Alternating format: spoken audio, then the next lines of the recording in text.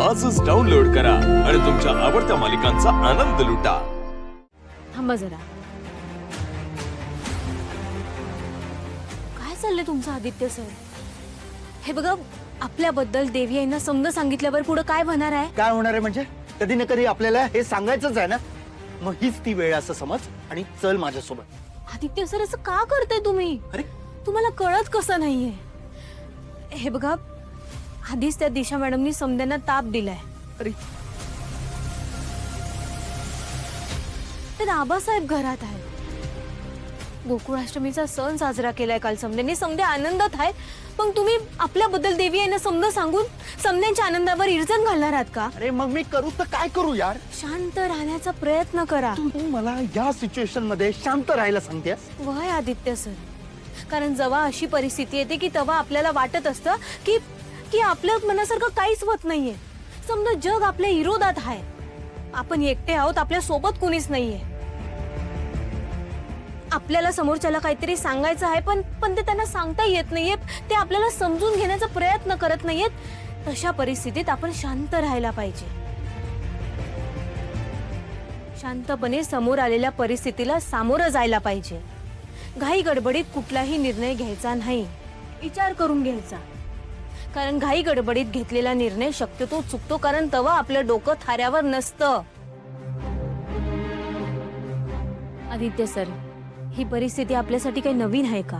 हे बघा, याआधी सुद्धा आपल्यावर, आपल्या घरावर, आपल्या नात्यावर अशी संकट येऊन गेली आहेत, पण आपल्या एकमेकांवर असलेला विश्वास, एकमेकांवर असलेलं प्रेम यावेळी सुद्धा कामाला येईल याची खात्री आहे मला। पारू, तुझ्या जागी जर दुसरी कोणी मुलगी असती ना तर रडली असती, हट्ट धरला असता दादाकडे की आत्ताच्या आत्ता चला आणि आईला सगळं सांगून टाका। पारू, तू कमाल आहेस यार, किती किती मॅच्युअरली हँडल केलंस सगळं। प्रीतम सर, मला आदित्य सरांवर पूर्ण विश्वास आहे,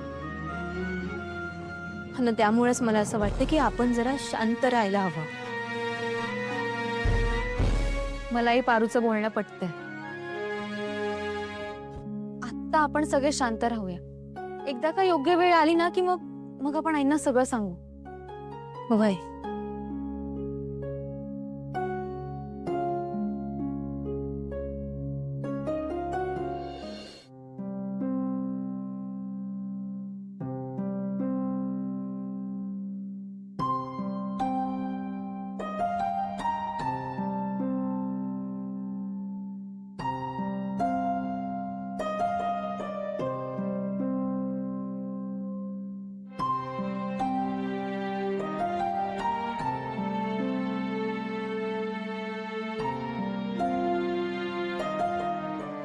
पारू, वा, किती दिवस अशी तू या मंगळसूत्राची पूजा करत राहणार?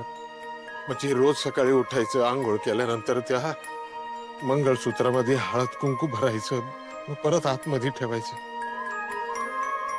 हे समज करताना आपण हे खोटं खोटं करतोय असं नाही का वाटत तुला? देव पण अशी परीक्षा बघतोय ना की हे समज कधी सत्य होते हे मला बघायचंय। आपण ना आपल्या पायरीने राहायचं, आपली पायरी कधी सोडायची नाही। पर तू नाही ऐकलं कधी, पर मी अजूनही माझ्या मतावर ठाम आहे। आईला मॅडम कधीच तुझा सून म्हणून स्वीकार करणार नाही, कधीच नाही करणार। बघितलं का सुमन, काय नशीब घेऊन आली पोर? असलं नशीब कुणाच्याही वाट्याला यायला नको। वा, किती काळजी करशील तू। हे बघ, आपण कधीच कुणाचं वाईट केलं नाहीये ना, मग आपल्यासोबत का वाईट होईल सांग बरं? वा, तू लई विचार करतोयस, तू शांत राहा, समजा चांगलं होईल। आणि हे बघ, नशिबाला दोष देऊन ना काय बी होत नसतं। का नको देऊ दोष? हा, एक बाप म्हणून माझ्या पोरीची हालत बघताना काय त्रास होतो ना हे फक्त मला माहिती आहे। आता तुझं ना आदित्य बाबांचं नातं मी स्वीकारलं असेल, आदित्य बाबांनी माझ्या डोळ्यात देखत मंगळसूत्र बांधलं असेल, पण हे मंगळसूत्र म्हणजे फक्त आदित्य बाबांचं रक्षा कवच आहे. ते फक्त रक्षा कवच होऊ शकतं, बरं तू त्यांची बायको नाही होऊ शकत. आणि हे समज ना, आता तू मनापासून स्वीकारलं असल्यामुळे मी तुझं दुसरीकडे कुठं लग्न बी नाही लावून देऊ शकत. पारू,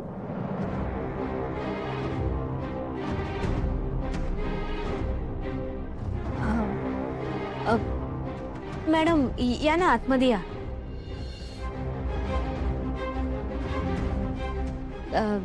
काय झालं, तुम्ही इकडं कशापायी नाही, म्हणजे काही काम होतं का तुमचं? अगं मी तुझ्याकडेच आले होते. ते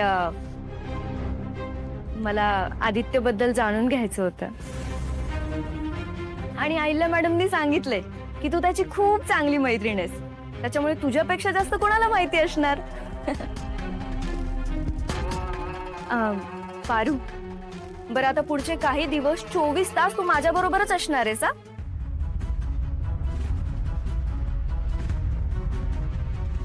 अगं आईला मॅडमनीच सांगितलंय तसं.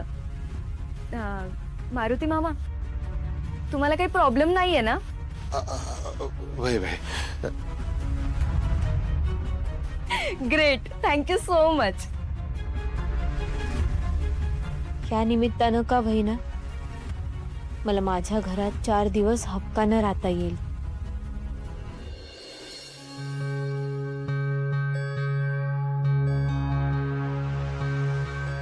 हाय हँडसम, मला तू खूप आवडलायस रे.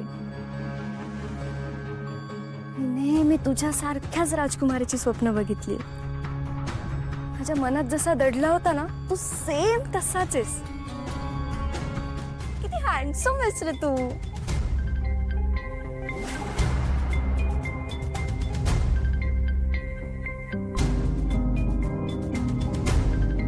मॅडम, तुम्ही बोलवलंत मला? पारू, बरं झालं तू आलीस. अगं मला तुझ्या मदतीची खूप गरज आहे. कसली मदत? हे बघ, तू आदित्यची बेस्ट फ्रेंड आहेस ना, त्याला काय आवडतं, त्याच्या आवडीनिवडी, सवयी तुला सगळं माहिती. त्याला खायला काय आवडतं, त्याचं movie collection, music collection, everything. मला प्लीज सांग ना सगळं.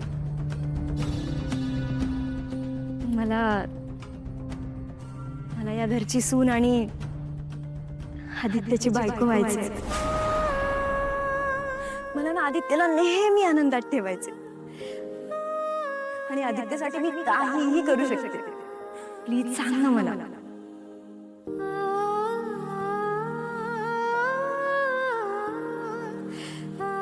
काय सांगू मी त्यांच्याबद्दल? आदित्य सर लई साधे आहेत, सरळ आहेत,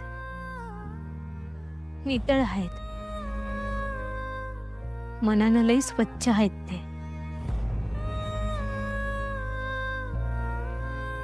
आणि अशा साध्या माणसांना खुश करण्यासाठी, आनंदी करण्यासाठी वेगळं काय बी करायची गरज नाही लागत.